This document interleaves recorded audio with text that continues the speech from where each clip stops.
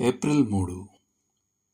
అతడు నీతో చెప్పునే గాని అది హృదయములో నుండి వచ్చు మాట కాదు. సామెతలు 23:7. ఏపీ గిబ్స్ ఇలా చెప్పేవారు, మిమ్మల్ని మీరు ఏమని అనుకుంటారో అది కాదు గాని మీరు ఏమి ఆలోచిస్తారో అదే మీరు. దీని అర్థం ఏమిటంటే, ప్రవర్తనకు మూలం మనసు. మూలాన్ని నియంత్రిస్తే దాని నుండి ప్రవహించే ప్రవాహాన్ని మీరు నియంత్రించగలరు. కాబట్టి ఆలోచన విధానాన్ని నియంత్రించడం ప్రాథమికం. అందుకే సొలొమోను ఇలా అన్నాడు, నీ హృదయంలో నుండి జీవధారలు బయలుదేరును. కాబట్టి అన్నిటికంటే ముఖ్యంగా నీ హృదయమును భద్రముగా కాపాడుకొనుము. సామెతలు 4:23. ఇక్కడ హృదయం అనేది మనస్సుకు పర్యాయ పదంగా ఉపయోగించబడింది. యాకోబు తన పత్రికలో ఇలా గుర్తు చేస్తున్నాడు, పాపం మనసులోనే మొదలవుతుంది. యాకోబు పత్రిక 1వ అధ్యాయం 13 నుండి 15 వరకు. మనము ఏదైనా దురాలోచనను పదే పదే మనసులో ఉంచితే అది చివరికి మన చేతలలోకి మారుతుంది. ఒక ఆలోచనను విత్తితే ఒక చర్యను కోయగలవు. ఒక చర్యను విత్తితే ఒక అలవాటును కోయగలవు. ఒక అలవాటును విత్తితే ఒక స్వభావాన్ని కోయగలవు. ఒక స్వభావాన్ని విత్తితే ఒక విధిని కోయగలవు. ప్రభు అయిన యేసు మన ఆలోచన జీవితం ఎంత ముఖ్యమో బోధించాడు. ఎందుకంటే ఆయన ద్వేషాన్ని హత్యతో సమానంగా పరిగణించాడు. నరహత్య చేయువాడు విమర్శకు లోనగును. మత్తయి 5:21-22. మరియు ఒక స్త్రీని మోహపు చూపుతో చూచు ప్రతివాడు అప్పుడే తన హృదయమందు ఆమెతో వ్యభిచారం చేసిన వాడగును. మత్తయి 5:28. ఆలోచన విధానం యొక్క ప్రాముఖ్యతను నొక్కి చెప్పారు.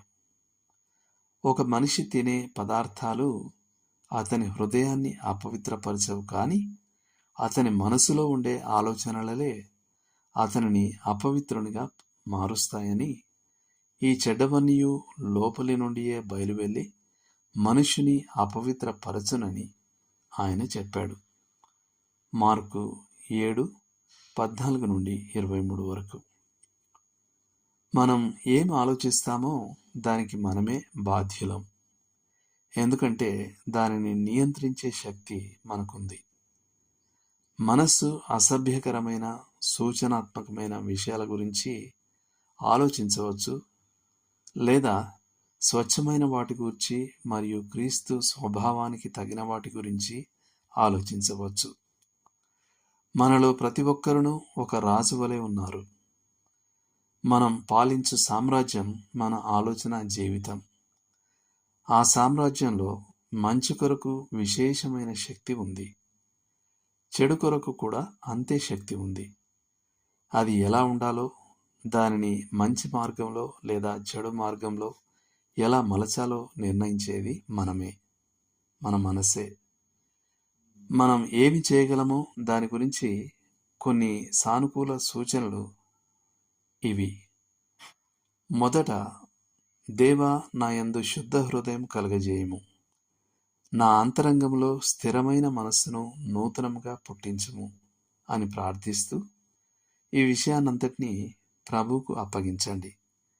కీర్తనలు 51:10.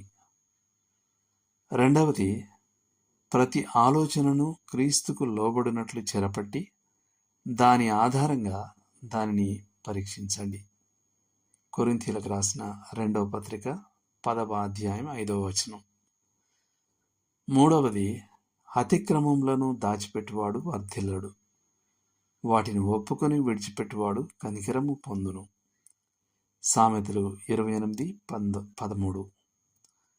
నాలుగవది, ఏవి సత్యమైనవో, ఏవి మాన్యమైనవో, ఏవి న్యాయమైనవో, ఏవి పవిత్రమైనవో, ఏవి రమ్యమైనవో, ఏవి ఖ్యాతి కలవో వాటి మీద ధ్యానముంచుకొనుడి.